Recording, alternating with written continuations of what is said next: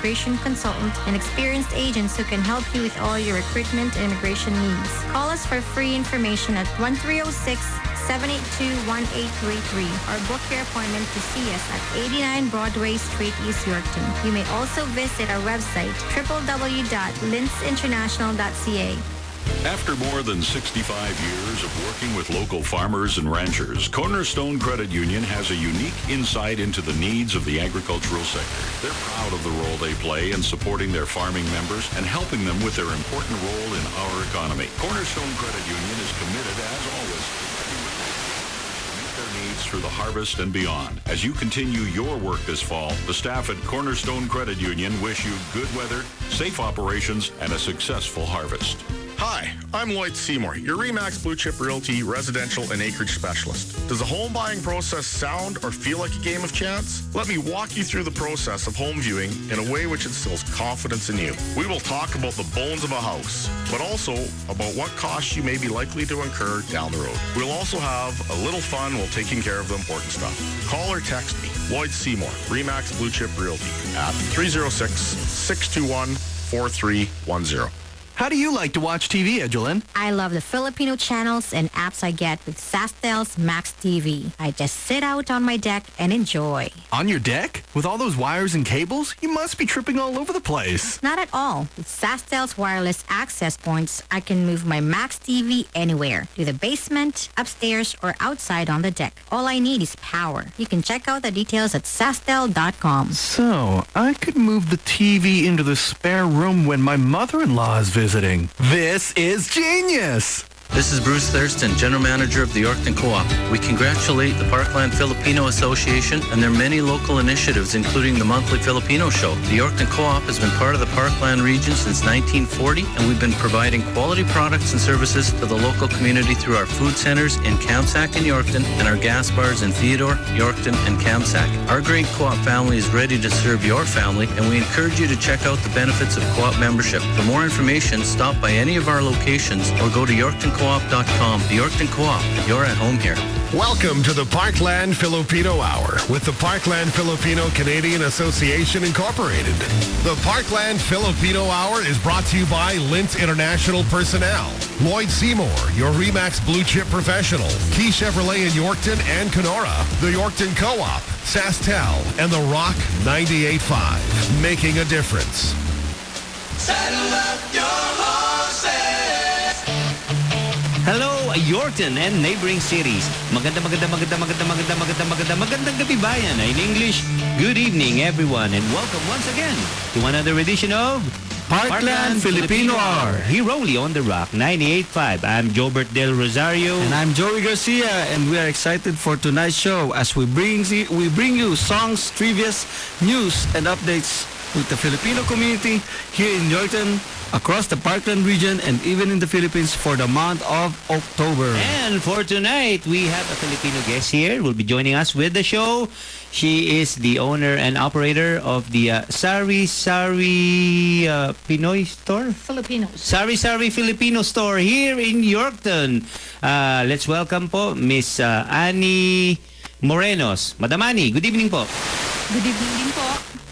Yes, and welcome to our show for tonight po. We will hear more about the business here in Yorkton po. But before that, and listen to a song from the Frontline Band. And the title of the song is Kaibigan. In English, Friend. Enjoy listening. Tayo ay magkaibigan, tayo ay kanyang pinagsama, upang layunin niya ay masundan. Ikaw ay aking pinakukulan, pagkat ito ang siyang nais niya, na tayo ay maging huwaran niya. Hindi mo kayang tumayo ng mag-isa, maaasahan mo laging tutulungan kita.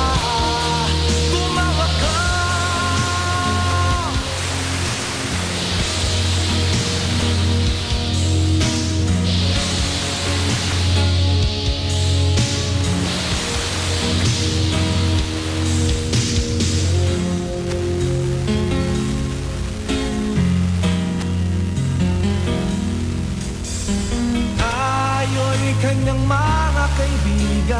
Tayo'y kanyang mga hinirang, kalingan niya sa atin nakalaan.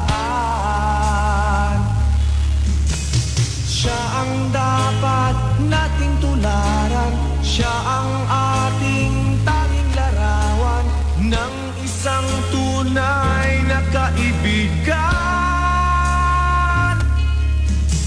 At kung hindi mo kayang tumayo ng mag-isa, maaasahan mo laging tutulungan kita.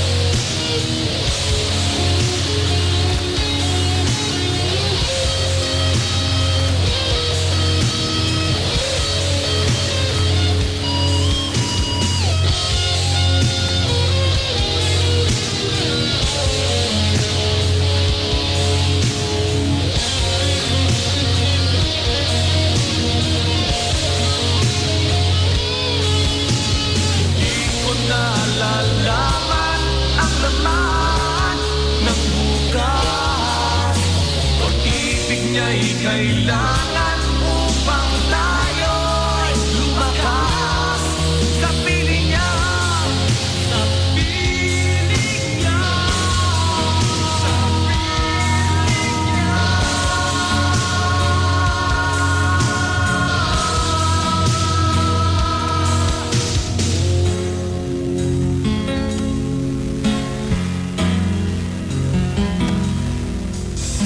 Tayo ay magkaibigan, tayo ay kanyang pinagsama, siya ang dapat nating tularan. Hello, and we're back. You're still listening to the Parkland Filipino Hour, aired every first Sunday of the month at 7 p.m. with replays the following day, Monday at 9 in the evening. And before anything else, the Parkland Filipino Hour would like to thank the sponsor of the program, and namely Linz International Immigration and Travel Services. Lloyd Seymour, your RE/MAX Blue Chip Realty Professional. Key Chevrolet in Yorkton and Kenora. Sastel.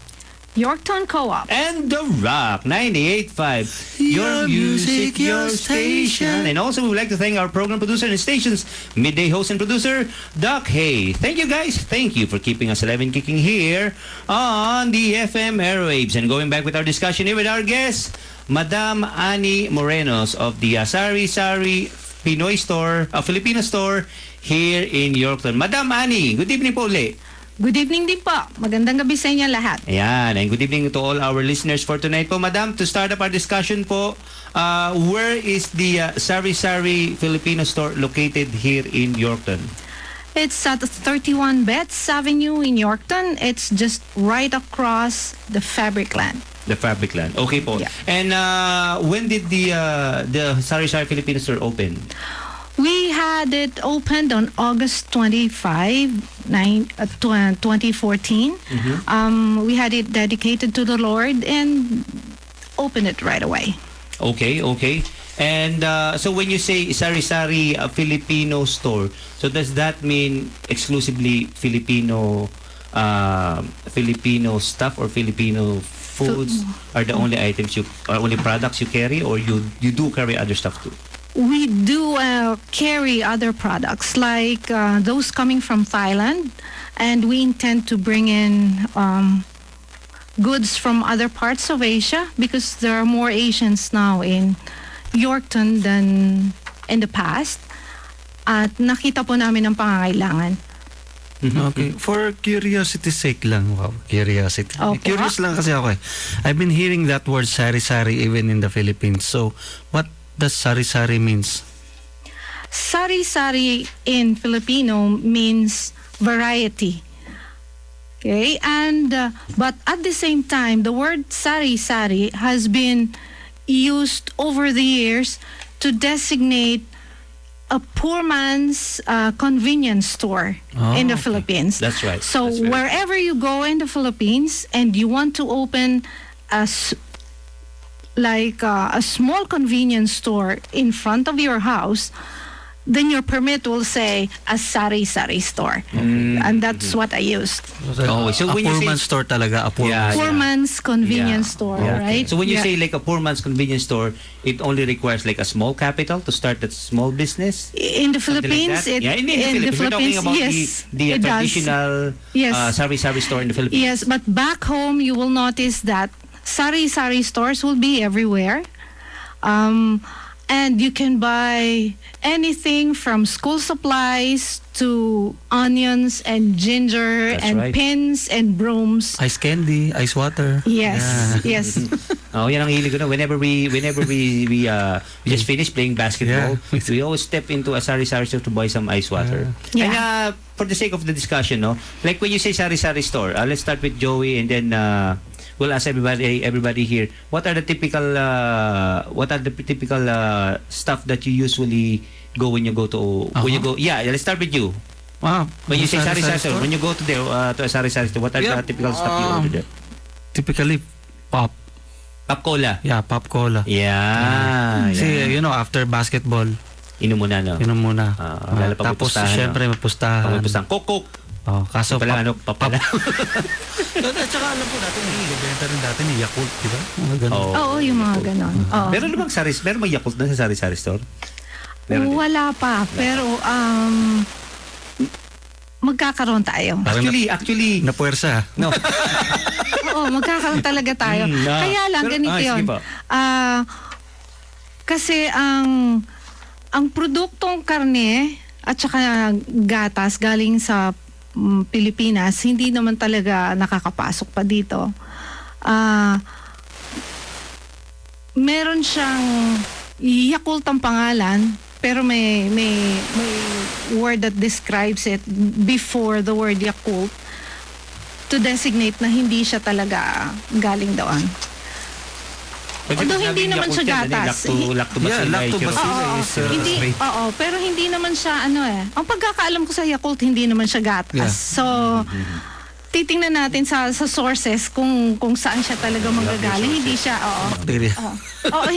hindi siya gatas. Kasi alam ko, product of fermentation siya. Okay, so besides po sa Yakult, besides po sa Dapat bayaran tayo ng Yakult dito kasi. Hindi, pero usapan ng sari-sari because we are discussing here the sari-sari Filipino store. So let's start with the traditional sari-sari store in the Philippines. So what are the items that we usually what is always readily available? Kasi nandiyan lagi Yossi. Di ba? Pag sinabing sari-sari store, when we're talking about the traditional, they're always the Yossi. Di ba? Meron diyang suka, patis, toyo, di ba? Soft drinks. Asin. Ano pa? Soft drinks. Asin. Ano pa usually we see? Usually mga merienda, mga biskwit, mga biskwit, Marie.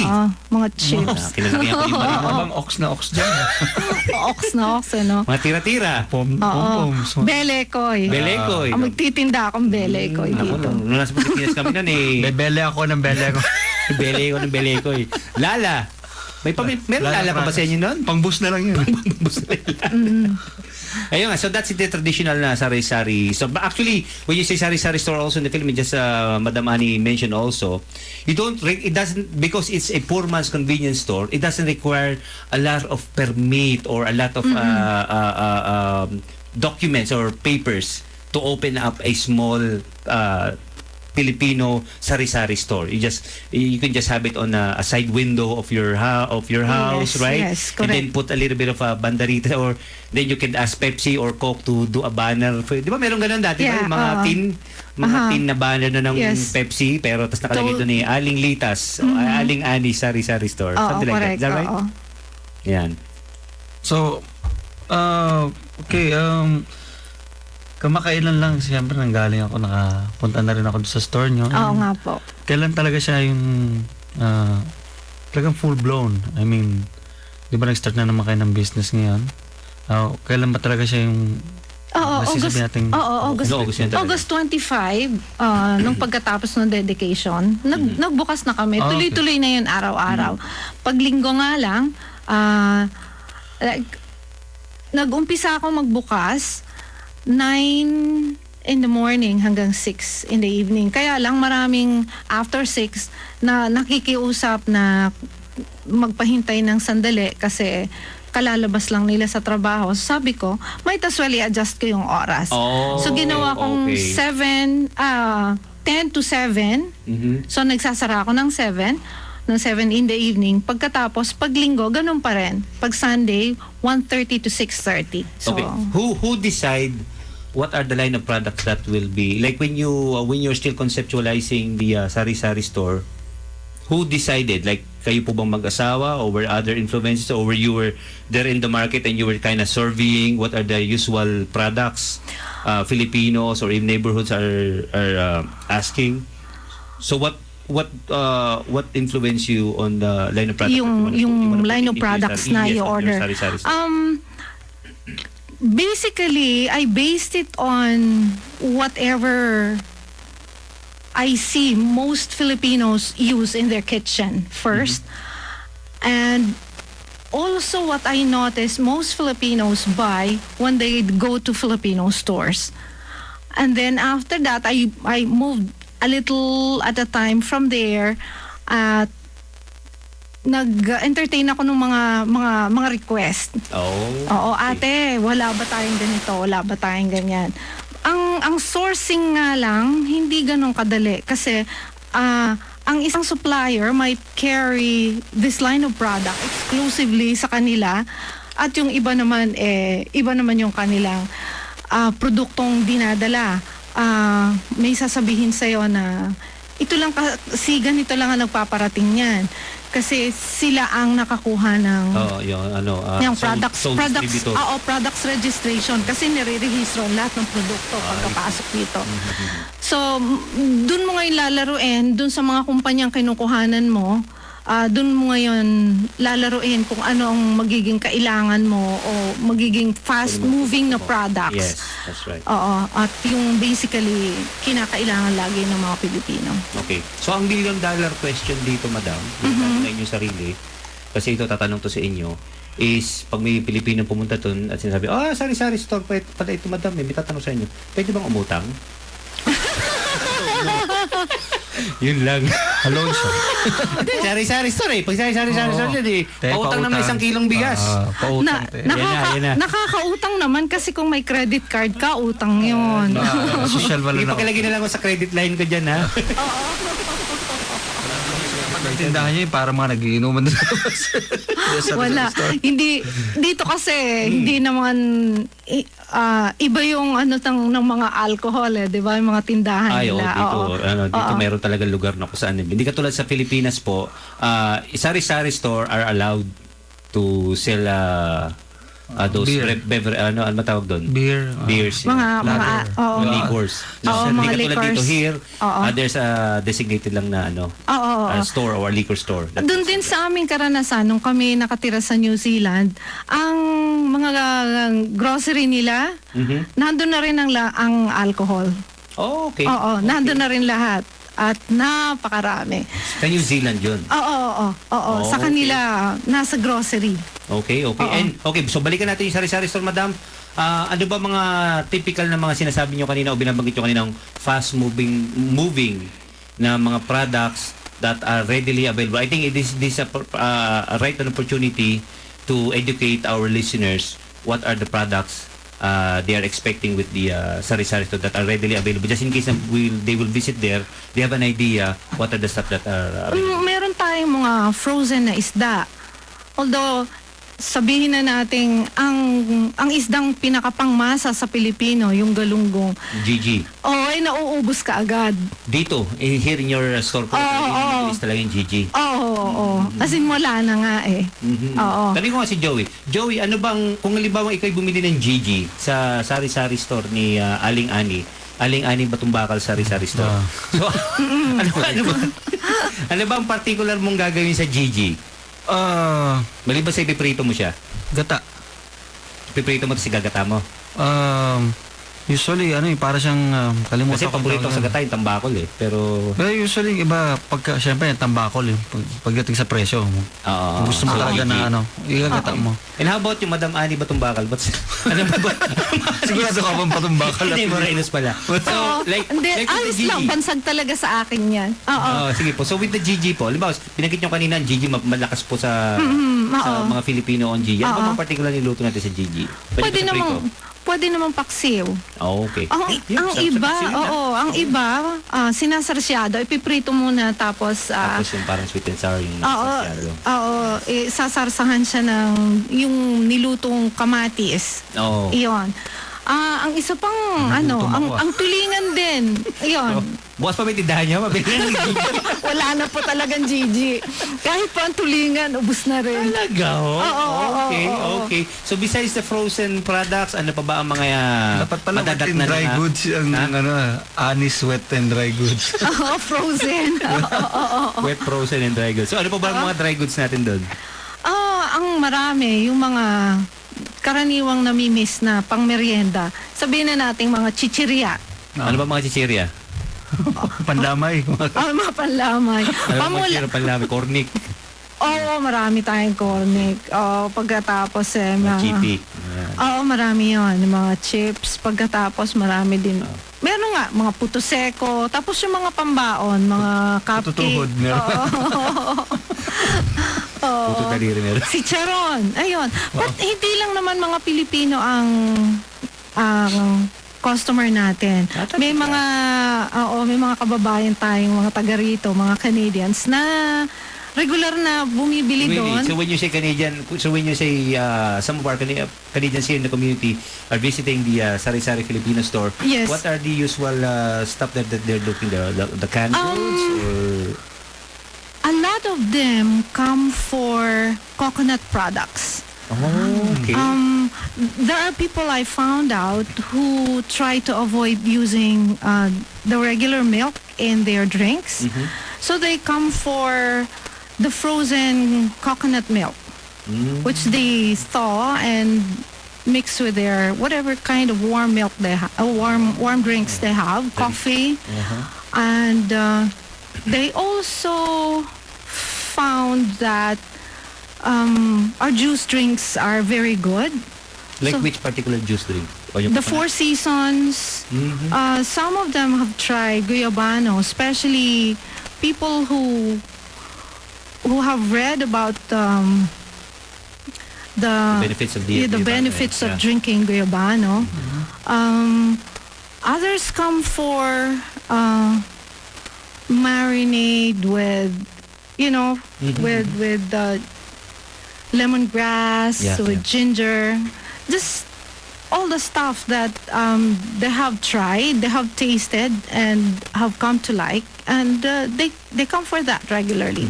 Even noodles, a lot of them have learned how to do our pancit, our stir fries. Yeah. Yes. Okay. Yes. Okay. So they really love the coconut. Yeah, they do love the coconut. The coconut nut is a giant nut. If you eat too much, you get very fat. Okay.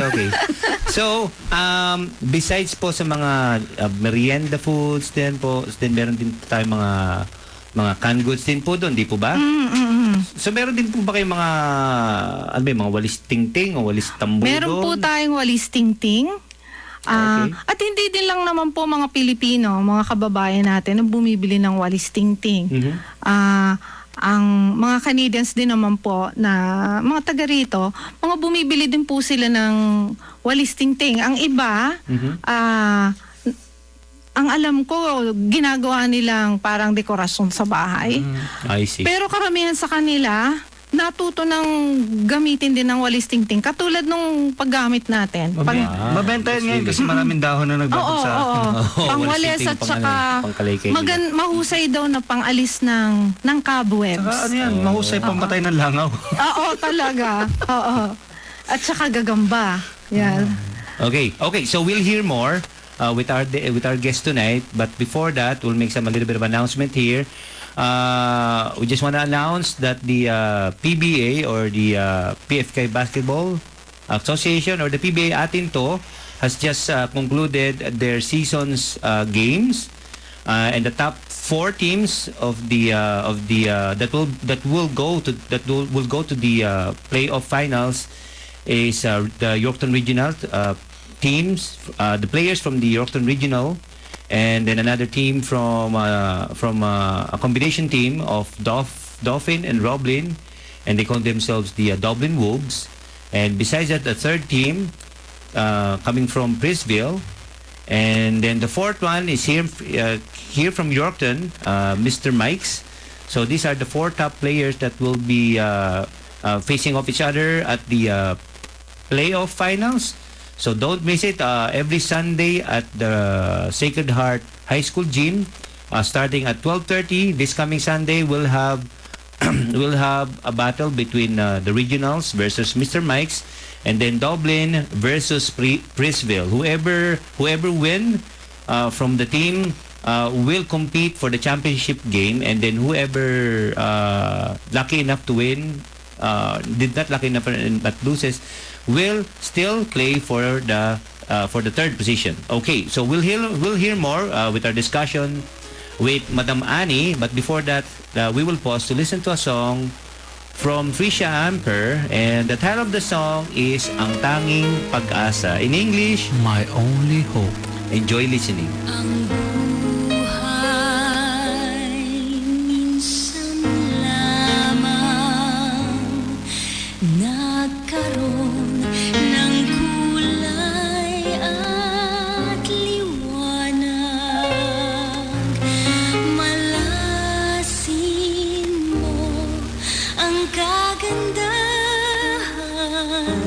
ng buhay na inihatid ng may kapal. Tanging siyang daan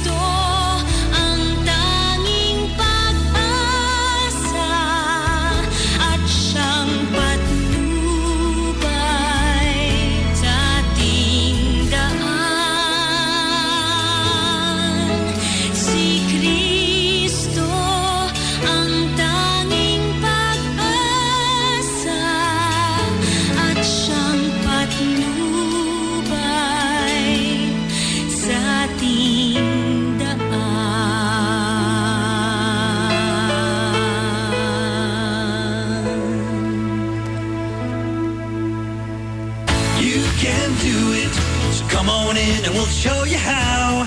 Hey guys, it's me, Toffee, and I'm so proud to say that I am now part of Key Chevrolet family in Yorkton. So I would like to invite you all to visit me at my office at 441 Broadway Street, East Yorkton, or you can phone me at 782-2268 or 620-6611. I am more delighted to answer all your vehicle inquiries, and at Key Chevrolet, customer satisfaction is our #1 guaranteed. So what are you waiting for? Call me now.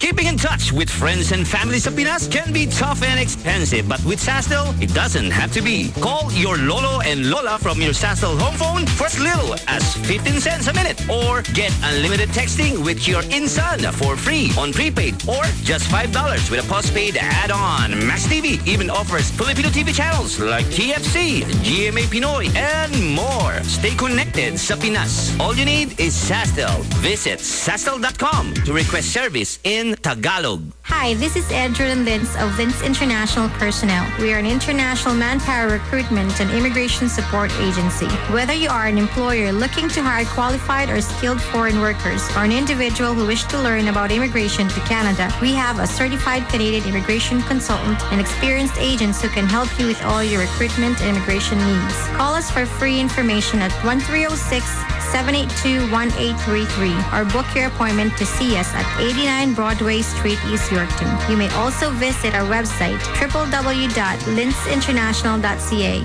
This is Bruce Thurston, General Manager of the Yorkton Co-op. We congratulate the Parkland Filipino Association and their many local initiatives, including the monthly Filipino show. The Yorkton Co-op has been part of the Parkland region since 1940, and we've been providing quality products and services to the local community through our food centers in Kamsack and Yorkton, and our gas bars in Theodore, Yorkton, and Kamsack. Our great co-op family is ready to serve your family, and we encourage you to check out the benefits of co-op membership. For more information, stop by any of our locations or go to yorktoncoop.com. The Yorkton Co-op, you're at home here. After more than 65 years of working with local farmers and ranchers, Cornerstone Credit Union has a unique insight into the needs of the agricultural sector. They're proud of the role they play in supporting their farming members and helping them with their important role in our economy. Cornerstone Credit Union is committed, as always, to working with local farmers to meet their needs through the harvest and beyond. As you continue your work this fall, the staff at Cornerstone Credit Union wish you good weather, safe operations, and a successful harvest. Hi, I'm Lloyd Seymour, your RE/MAX Blue Chip Realty residential and acreage specialist. Does the home buying process sound or feel like a game of chance? Let me walk you through the process of home viewing in a way which instills confidence in you. We will talk about the bones of a house, but also about what costs you may be likely to incur down the road. We'll also have a little fun while taking care of the important stuff. Call or text me, Lloyd Seymour, RE/MAX Blue Chip Realty at 306-621-4310. How do you like to watch TV, Edgelyn? I love the Filipino channels and apps I get with Sastel's Max TV. I just sit out on my deck and enjoy. On your deck? With all those wires and cables? You must be tripping all over the place. Not at all. With Sastel's wireless access points, I can move my Max TV anywhere, to the basement, upstairs, or outside on the deck. All I need is power. You can check out the details at sastel.com. So, I could move the TV into the spare room when my mother-in-law is visiting. This is genius! Welcome to the Parkland Filipino Hour with the Parkland Filipino Canadian Association Incorporated. The Parkland Filipino Hour is brought to you by Lintz International Personnel, Lloyd Seymour, your RE/MAX Blue Chip Professional, Key Chevrolet in Yorkton and Kenora, the Yorkton Co-op, Sastel, and the Rock 98.5, making a difference. Hello, and we're back. You're still listening to the Parkland Filipino Hour, aired every first Sunday of the month at 7 p.m. with replays the following day, Monday at 9 in the evening. And before anything else, again, the Parkland Filipino Hour would like to thank the sponsors of the program, namely Lintz International Immigration and Travel Services. Lloyd Seymour, your RE/MAX Blue Chip Realty Professional. Key Chevrolet in Yorkton and Kenora. Sastel, Yorkton Co-op. and The Rock 98.5, your music, your station. And also, we would like to thank our program producer and station's midday host and producer, our handsome producer, Doc. Hey, thank you guys. Thank you for keeping us alive and kicking here on the FM airwaves. And going back with our discussion for tonight. But before that, here are the birthday greetings for the month of September. Starting out on the 3rd of September, Madam Edith Montes Claros of the Partners in Settlement and Integration here in Yorkton. Kate C. from Russell, Manitoba. And then on the 7th of October, Miss Adina Saracho here in Yorkton. Fiel Ramos in Melville. And then on the 8th, Calic Tolentino in Yorkton. And on the 9th, Ethel Dacalius here in Yorkton. On the 11th, Roberto Bulawit and Obensa. On the 13th, Jacqueline Barlongo. On the 14th, Jenny Werner. 15th, Michelle Smith. On the 17th, Liza Dimalanta. On the 18th, Marites de los Reyes Dimitri Dimaluan. On the 20th, Clint Leonor. On the 25th, Tina Patrician. And then I would like to greet also my uncle, Wency Del Rosario. And then on the 26th, Mami Chari Punzalan. On the 30th, Venice Kunanan, Mike Celis. And I would like to greet my aunt, Tita Luz Del Rosario. And last but not the least, on the 31st, Debbie Gunderson. And that's our birthday greetings for the month of October. And how about you guys? Would you like to greet somebody? Starting out with Madam Annie. We would like to greet our family in Mississauga, Ontario. My brothers live there, Excel and Bert. My mom, who also lives there, is vacationing in the Philippines now. Hello, Nanay. And we also like to greet our Morenos family in May Kawayan and Marilao, Bulacan. And not to forget our family in New Zealand, the New Life Church of Ashburton and Methven. Yeah. And how about you, Joe? Would you like to greet somebody? Yeah, I would like to greet my listeners here. I have my listeners. Follow me. Follow me. Follow me. I have listeners from Malaysia. Oh, you got listeners from Malaysia? Yeah, Jessica Calzado. And John Paul Calzado. And my listeners to the Philippines. Airman Second Class, Ramiel Evaristo. And my fellow coaches, Coach Gino and Coach Tonic of Primero FC. Yeah. And I don't want to forget our Kamsak family. Ayan. Huwag natin kalimutan ang mga kapitbahay natin sa Yeah, ang Kamsak ang hometown namin. So, yeah. Okay, so going back with our discussion po for tonight po, again with our guest po, Madam Annie Morenos of the Sari Sari Filipino Store. Kung kanina po, narinig nyo kanina, may nagsalita po, kay Chevrolet in Yorkton and Canora. Ayan po, si Kuya Arman po yan. Kay Chevrolet in Yorkton. Kay Chevrolet in Yorkton and Canora. Yan. And also, somebody else would like to greet here. I think we have a guest here. Jordan, si Jordan, sino ba ito?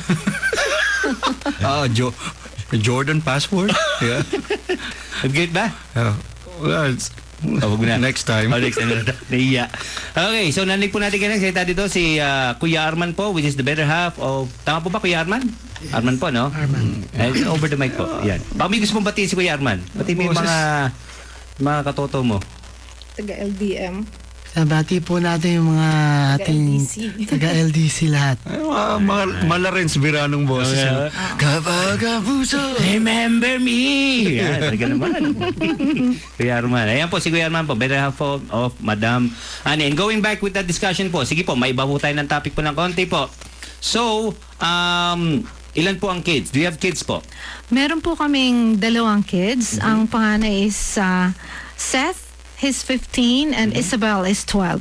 Isabel's 12. Okay. So when you move here in Canada, that was what year po? That was 2010. So you all moved here as a family or? Yes, we did. Yes, as a family. Okay. Coming from the Philippines or from some other place po? We came from New Zealand before we moved here. Okay. So before moving to Canada, that was what again? I'm sorry, what year? You moved here?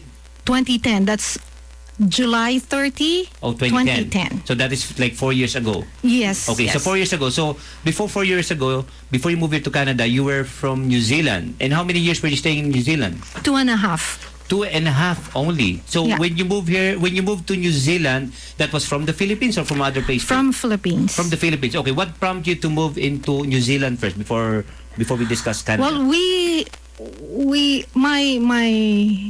my son had a very long list of allergy issues. He also has allergic asthma. And he would go to school. He would be in school for a week, and we'd be gone for another week, and then back again. Ganun ang naging cycle ng ano niya. So, sabi namin, since ang New Zealand ay kilala na clean and pristine, lipat tayo sa New Zealand. And we moved to the city called Ashburton in South Island of New Zealand. Beautiful place. Sa tingin ko, Brother Joey, mga high profile ng mga tao to. Kasi, bino mo, lipat tayo sa New Zealand. Pangit ang weather dito sa Pilipinas. Lipat tayo sa New Zealand. Ako di ako makalipat malang ng ng Baguio eh. Ako di ko malang makalipat ng Baguio eh. Sila, lipat tayo ng New Zealand. Angkor Butter. Lumipat po kami sa New Zealand bilang mga manggagawa. Okay. Bigla bumaba eh. Okay po. So in New Zealand po, so how was it easy for you to, like, especially with the kids, was it easy for them and you also to adjust with whatever's the climate there, or was the climate there very conducive naman for you and the kids, or how do you find it? Temperate ang climate doon. Lumalamig pero hindi nag-snow. Pero it's always windy, at ang wind sa South Island comes from Antarctica. So malamig ang hangin. It's always cold there, huh? Oo, and windy. And there are always blooming trees, blooming shrubs, blooming flowers all year round. Kaya Joey yan di blooming eh. Kaya siguro lalong nagka-problema nagkaroon ng sa health ang mga anak ko. Kaya blooming. Oo, kasi from the pollen. From pollens. Oh, yeah. Oo. Find the pollen. Find the pollen. Okay. The pollen grain.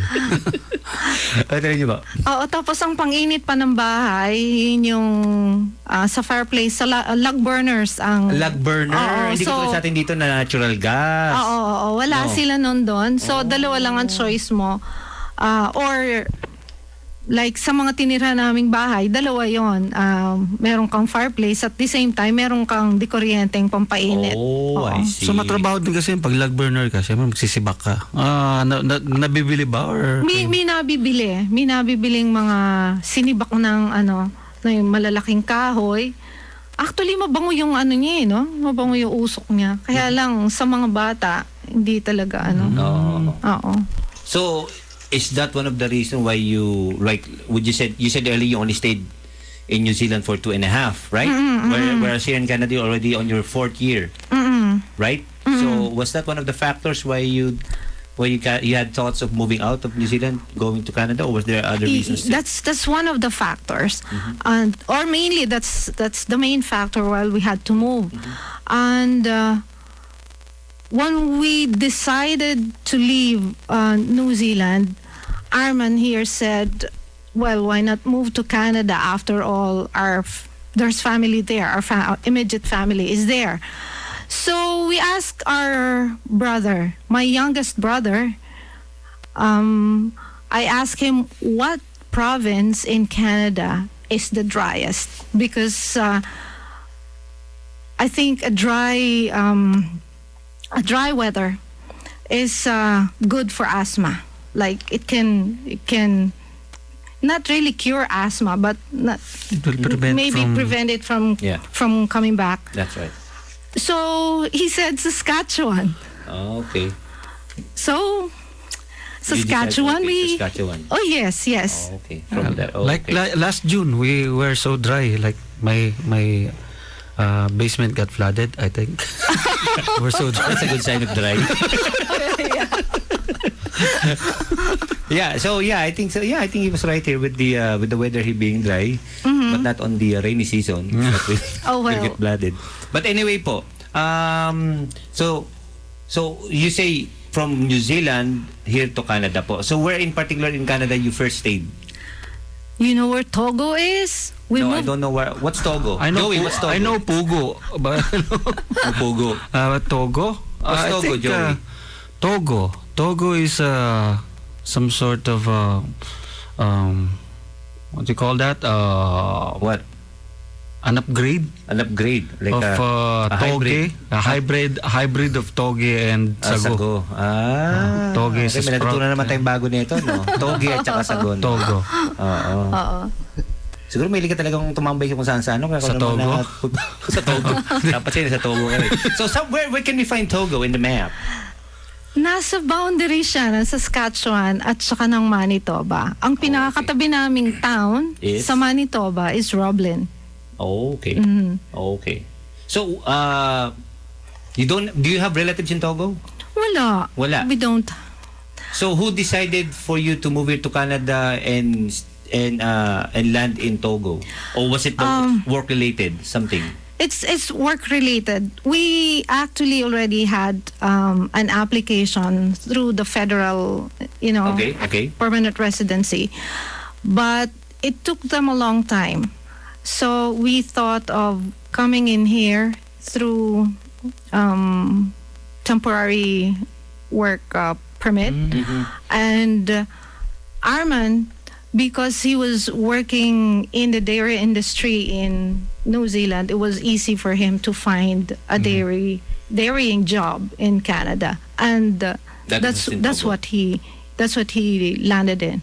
Okay, so when you say a dairy, it's like a milk milk processing in Togo. Ayan ako, marinig na yung boss ni Kuya Arman. Ito na, abangan na natin. Ito na pinakabang ako kanina pa eh. Okay, Kuya Arman. No, definitely you're taking care of cows, milking cows. Milking cows. Yun pala yun. Nag-aalaga ng baka. Okay, so yun po, you take care of cows. Milking cows. You pamper them, you nurse them. Nurse. Yes. In the morning, you have to scrub the cows. So in order for them to give more milk. Ayan. Talaga naman. Okay pala interview si Kuya Arman eh. I-interview mo pa Joey. Tanungin mo si Joey. Na-dumbstruck ako sa mga sagutin na more milk. So, how long you been working now in what's the name of the company? Now, is there a name of the company or the name of the owner of the company? No. Arman's Dairy Milk. Is that? At the dairy farm in Togo? Yeah. I'm sorry, yeah. It's yes, it's free. Mid Prairie Dairy Limited.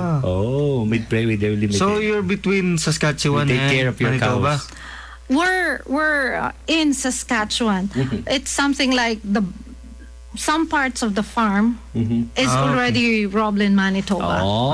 Okay. So Togo is like in the boundary. Yeah. So it's not Saskatoba. Saskatoba. It should have been. Could have been in Saskatoba. Okay. Do you have any other question, Joey? Well, yun nga itatanong ko nga sana yung what prompts you to transfer here to Canada since nasa New Zealand na kayo. How about the climate? Since sabi nyo nga kanina, windy siya, is there any difference between the two? The climate difference now. We're talking about the climate difference between New Zealand and the coldest temperature. 4 years now here, right? 4 years now in Canada. The coldest temperature we experience in Ashburton, New Zealand was -7. That's the coldest. Yeah, but it feels a lot colder than a -7 here because of the wind and the draft that's coming from Antarctica. Yes, that's right. Okay. Yeah. It's always windy there, although it couldn't be as windy as Wellington, where the average wind on the daily basis would be at 39 kilometers per hour. That's the capital of New Zealand. That's the capital of New Zealand. Kaya pala pag dumadaan ako ng Wellington, iba yung hangin. Oo. Kasi dumaan kayo. Basta, ang pinaka-description nun sa aming mga babae, parang tipong, mahangin ba sa labas? Mahangin ba lahat? Laging magulo ang buhok mo. Oo. Okay. So, kanina... Sa amin, di applicable sa amin ni Joey yun eh. Sige, tuloy mo. Kanina, napag-usapan natin yung, di ba, may business kayo, no? Dito sa Canada. Pero prior to that, I mean, sa Philippines ba, nagkaroon din kayo ng pagkakataon magtayo ng business doon? Like, sari-sari Oo nga pala, maganda tanong yan. What was your okay. means of livelihood when you were still in the Philippines?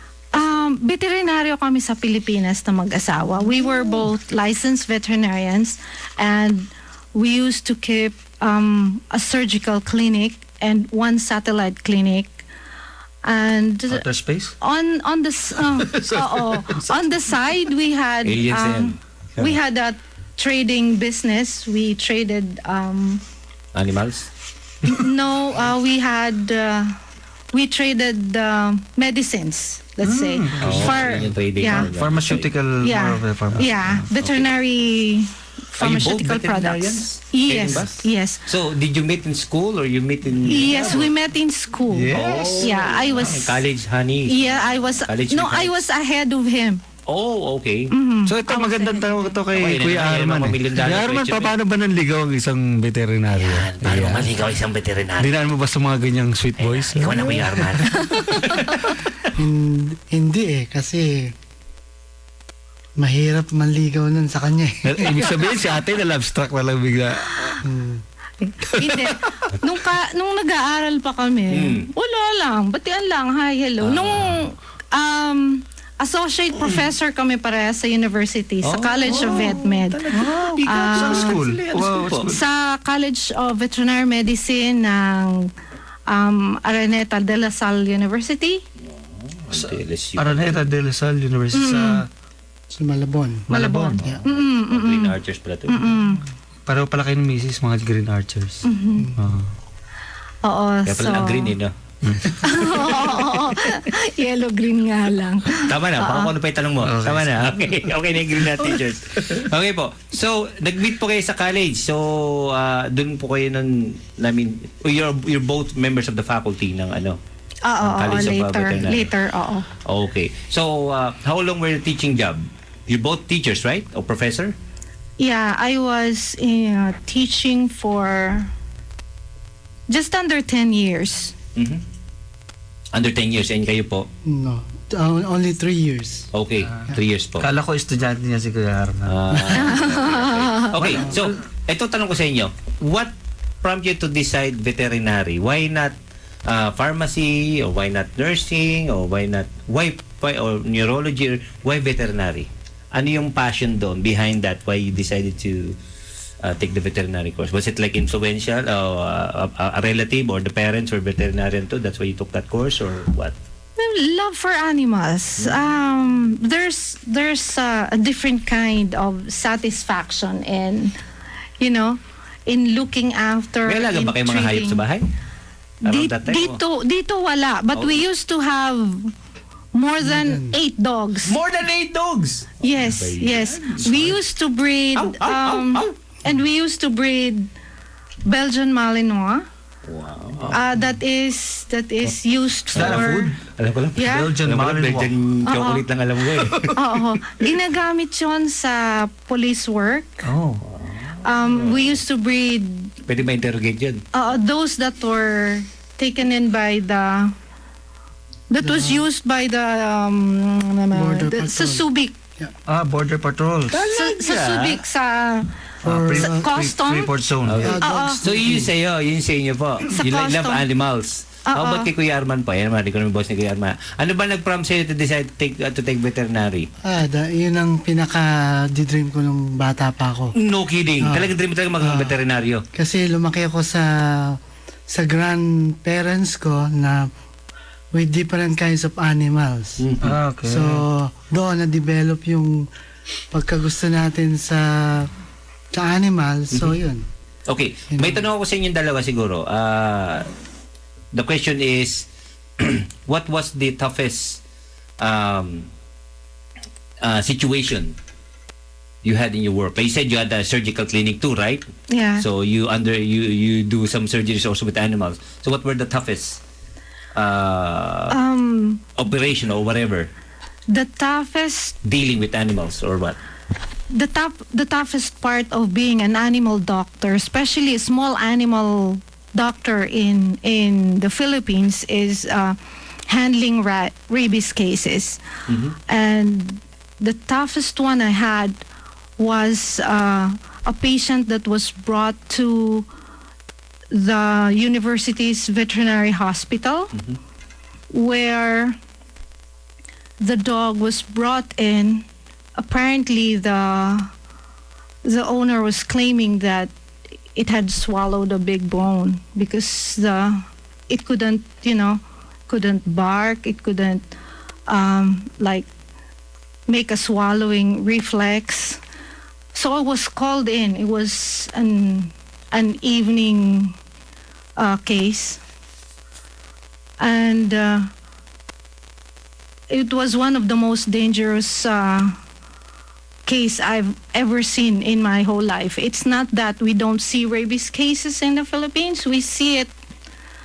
Like, we must have seen rabies cases more than other veterinarians in other parts of the world could ever see in their whole lifetime, right? That's right. But that time, because it was a big dog and What kind of dog? was a black oversized Labrador. Oh, Labrador. It was already caged, and a rabid dog, even given the deepest anesthesia, would get Really? up after just 2 hours. Wow. It went wild. We had to lock up the building. Wow. And I had to give instructions to the guards that just shoot it. If it's able to get out, shoot it. And it was a bloody mess the following day because it went wild inside the cage, and it was really one bloody mess. Yeah, it was, I would say, the most dangerous exposure I had. That's right. Yeah. So we were not married then. Okay. So, sige po. wala kayong plan na i-pursue yung veterinary experiences nyo dito sa Canada? I'm not sure whether we're going to go for it, but maybe yes and maybe not. We need to spend thousands and thousands of money to go for it. And also there's a quota system that the licensure here applies, other than the 4 examinations that you have to go through. So in the quota system that they have applied, even if you get a perfect score, if there are local graduates who got a baseline passing mark, you still have to do it again. So that's the kind. Although I should say there are a lot of there's a number of our former students who did it already, but it's easier to do it again, when you're younger and you're not Yes, that's married right. yet. Yeah, You don't have exactly. any children to look after. That's right. Yeah. She'll have the time. Yes. The luxury of time to do it, eh? Mm-hmm. Okay. And going home, going back home, madam, with the discussion of the Sari-Sari Filipino store po. Again, would you like to invite our listeners to come and visit? What's the address and what's the contact number? Salamat po. Iniimbitahan ko po ang lahat ng mga kababayang Pilipino at maging ang mga Canadians po at ang mga kaibigang Asyano na may mga pangangailangang nasa sa tindahan natin. Ang Sari-Sari Filipino store po is located at 31 Betts Avenue in Yorkton. At para po dun sa lahat ng familiar dun sa lugar, malapit lang po siya. Hindi siya kalayuan dun sa Salvation Army Thrift Store. Opo. At bukas po kami araw-araw. Mula Lunes hanggang Sabado, bukas kami ng alas 10 ng umaga hanggang alas 7 po ng gabi. At tuwing linggo, 1:30 hanggang alas 6:30 po ng gabi. And is there any contact number like if somebody wants to inquire? Okay, ang contact number ko po ay 1306-590-8921. Okay, again, there you have it, friends. That's Madam Annie Morenos of the Sari Sari Filipino store. Again, the address is 31 Betts Avenue here in Yorkton. Opens Monday to Saturday at 10, closes at 7, and then on Sunday, open at 1:30 until 6 po. And then again, Madam, what's again the contact number? 1306-590-8921. Ang linggo po, 1:30 to 6:30. 1:30 to 6:30. Opo. Okay, there you have it. Thank you very much po, Madam Annie Morenos and Kuya Arman for joining with us with the show for tonight. And we will pause to listen to a song. But before that, I would like to announce again that the PBA has concluded their season 2014 game season. And we will move on to the PBA playoff finals this coming October po. So again po, schedule of games po, October 5, 2 games po yan. October 5, first game, regionals against Mr. Mike's. And then second game, Dublin versus Priestville. That'll be on the Sacred Heart Academy. Sacred Heart High School Academy at the gym. Game starts at 12:30 po.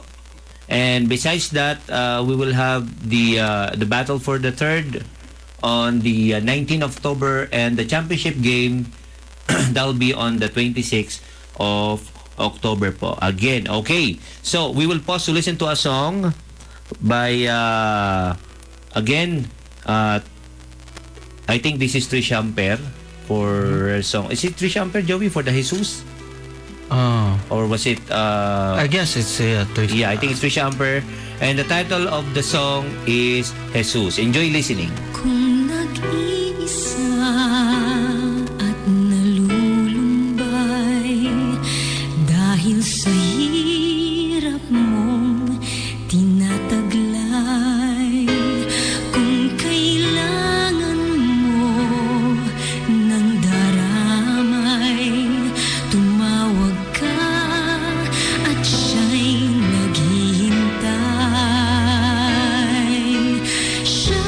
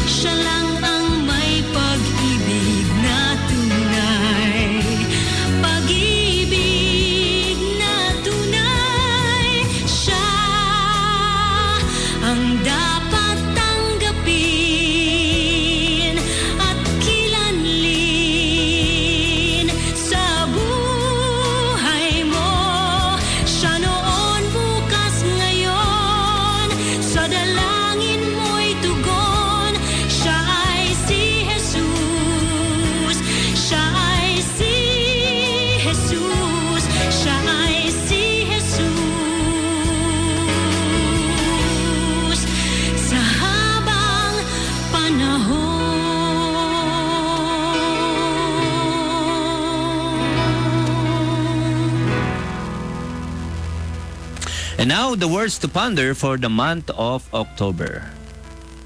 Scripture reading from the book of Proverbs chapter 18, verse 16. A man's gift maketh room for him, and bringeth him before great men. Everything and everyone is created by God with a gift for the purpose of serving God's plan. God has put a gift or talent in every person that the world will make room for.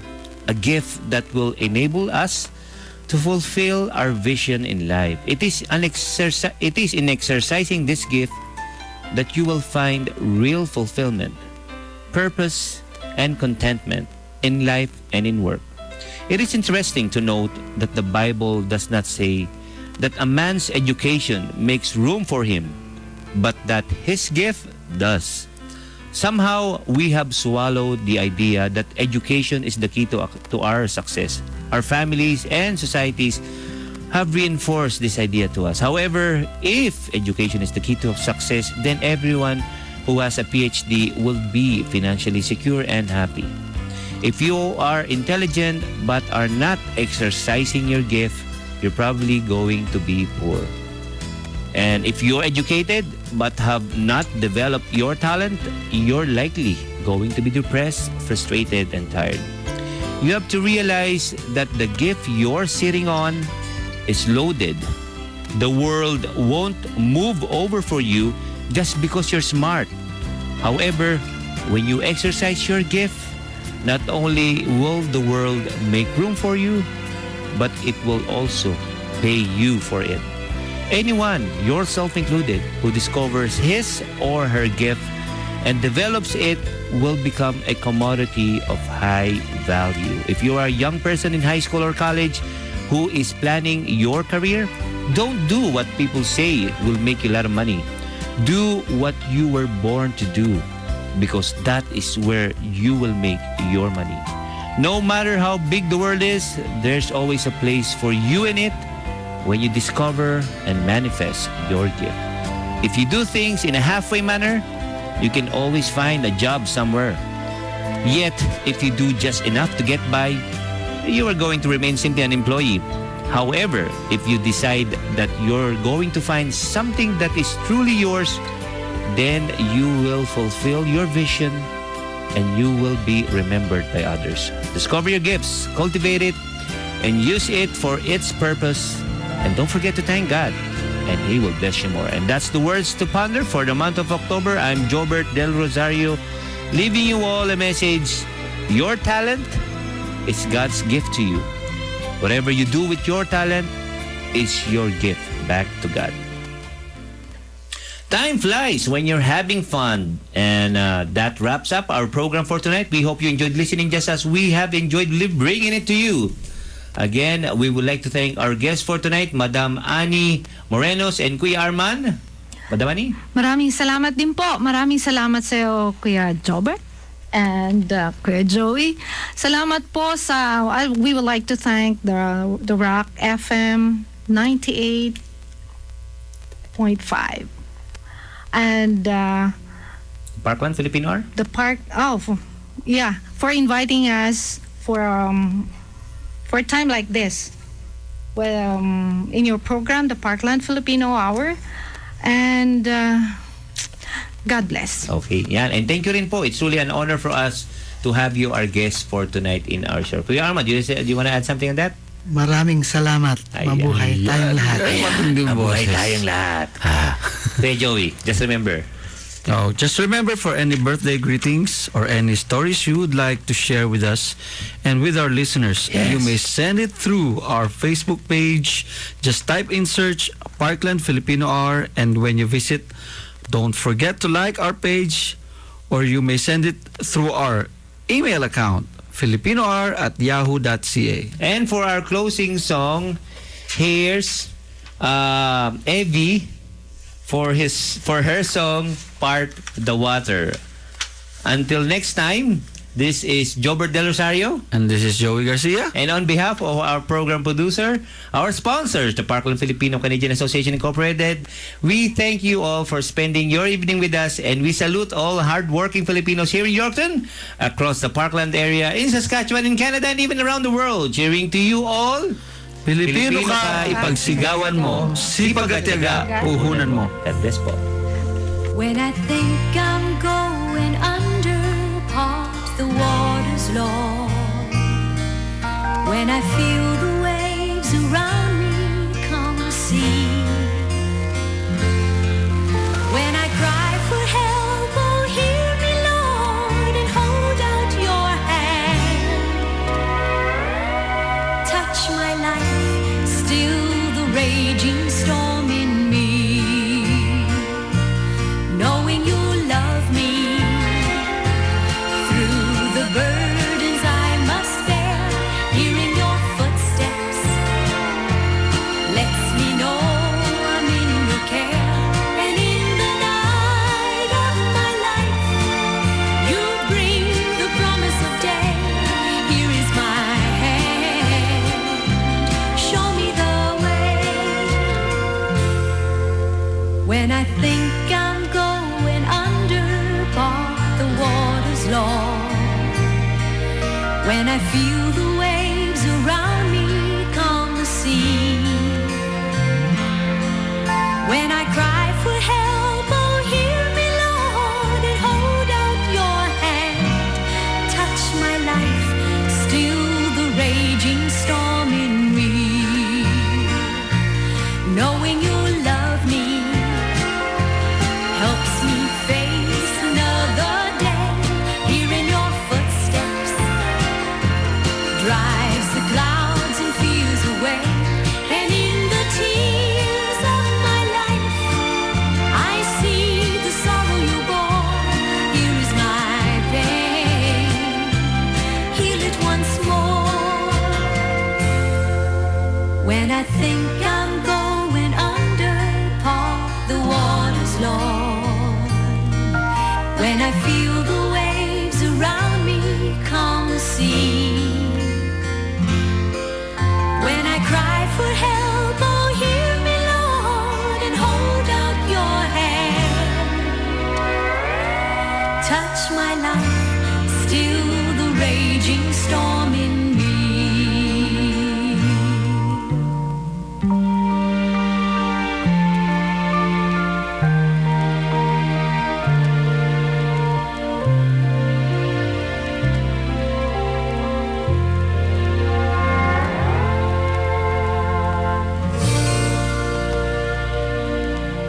You're listening to CJJC FM Yorkton, The Rock, 98.5, making a difference.